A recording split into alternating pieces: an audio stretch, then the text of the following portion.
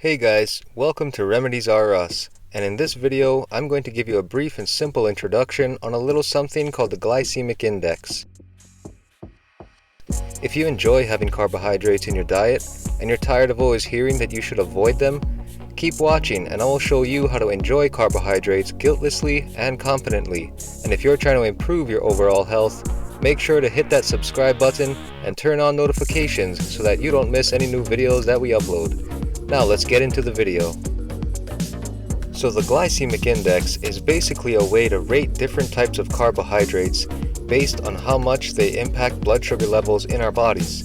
And being aware of our blood sugar levels is an important thing because if we go through life with blood sugar levels that are too high for too long, a condition also known as hyperglycemia, this can lead to a wide range of health problems such as nerve damage, vision problems, kidney disease, heart disease, and stroke.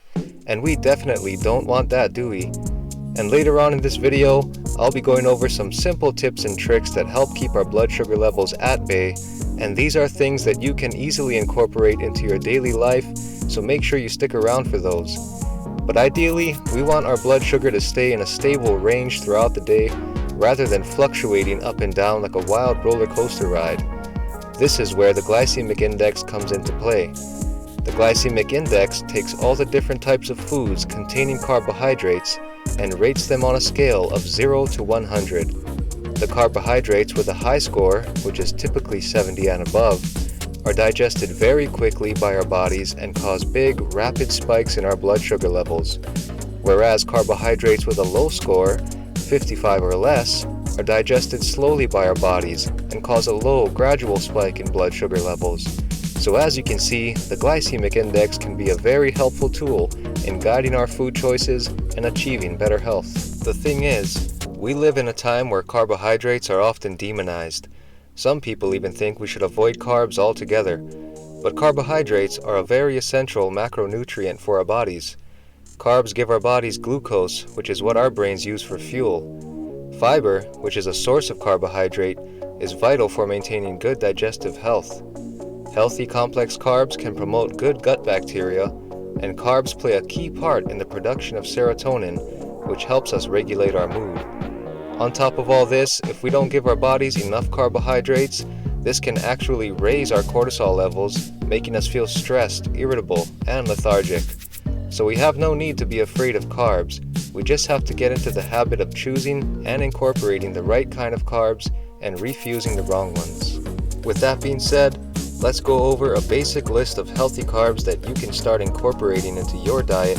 And by healthy carbs, I mean carbs on the low end of the glycemic scale, with a glycemic index score of 55 or less. For fruits, apples, apricots, and grapefruits are good options for starters, along with blueberries, cranberries, tomatoes, and strawberries. For vegetables, mostly all cruciferous vegetables will land on the low side of the glycemic scale, so feel free to incorporate generous amounts into your diet. These include lettuce, spinach, kale, broccoli, asparagus, and celery. For starchy vegetables, enjoy some sweet potatoes or yams, taro, and winter squashes. When it comes to grains, quinoa, wild rice, rye, and oats are good options for starters. And last but not least, beans and legumes, black-eyed peas, kidney beans, green beans, and lentils are all good options. And remember guys, these are just the basics. The list of healthy carb options goes on and on. So don't feel discouraged by the number of foods that we just discussed. That was just a basic list just to get you started. Now let's talk about the bad carbs. These are all the processed sugars and refined grains that have all the good stuff stripped away from them, like the fiber and the bran, all the good stuff that help out your digestion and keep your blood sugar from spiking.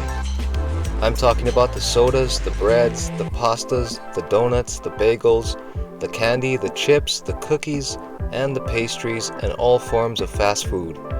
Oh, and all that fun, colorful breakfast cereals on the store shelves. They're mostly all highly processed carbs that spike your blood sugar through the roof, so try staying away from those as well. Bad carbs are highly processed, high in calories, and low in nutrients. Our bodies weren't made to digest carbohydrates in their refined form. So as a good rule of thumb, if it's not in its natural form like how you would find it in nature, it's probably better not to eat it. And one thing I would like to add here is that when it comes to dried fruit, although we can find a lot of them in their natural form, these can still be loaded with added sugars that will not do you any good in the long run. So make sure to check the ingredients before throwing a bunch of them in your shopping cart. The occasional treat or cheat meal is fine, but try not to make it a habit of stocking up your pantry shelves with these unhealthy types of carbohydrates. Rather, opt for the healthier options for better blood sugar and better quality of life. Alright, so now it's time to go over those simple tips and tricks that I mentioned earlier to help keep our blood sugar levels in check at all times. First, I want to talk about preparing your starchy vegetables. When cooking your sweet potatoes, yams, or your taro, cook them gently in boiling water with a gentle rolling boil. When starches are cooked in boiling water, they typically keep a low glycemic index score of around 50 or 60. But on the other hand, roasting or baking these starches at high temperatures can bring their glycemic index score close to 100, which is not where you want to be if your intentions were to eat a healthy carb. Tip number 2, eat your starchy vegetables with fat. The reason why you would want to do this is because fats actually slow down the speed at which starches are digested. So don't hesitate to throw some organic grass-fed butter on that boiled sweet potato, or whichever healthy fat that you would prefer. Tip number 3, make it a point to exercise regularly. Exercise increases insulin sensitivity in the body, which in turn allows your cells to be more effective and efficient at using up any available sugar in your bloodstream. And on top of that, our muscles actually use sugar for energy and muscle contractions, so make sure to incorporate some strength training into your exercise regimen as well. If you haven't exercised in a while, start small. You don't want to hurt yourself and you don't want to overtrain. Make sure to listen to your body and don't let your ego get the best of you. Starting off with small exercise sessions is better than not starting at all. Tip number 4. Give your metabolism a boost by getting some light exercise in the morning before eating anything. And when I say light exercise, I mean light exercise. You don't want to go too hard in a fasted state unless you want cortisol spilling out of your ears. Just go for a light walk, an easy cycling session, or a relaxing swim for 15 to 30 minutes, first thing in the morning before eating anything. The goal here is to get your body moving. This will help shift your metabolism into gear so that your body will burn the calories that it will consume later on in the day more efficiently. Tip number 5. Go for a walk after your meal. This will lower your blood sugar and aid in digestion. It could also help reduce gas and bloating and high blood pressure. And you don't have to limit yourself to walking. Any type of light movement after a meal is beneficial. Just make sure it's light. Don't go too crazy. You don't want that meal coming back up.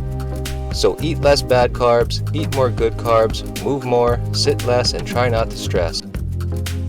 Thanks for watching.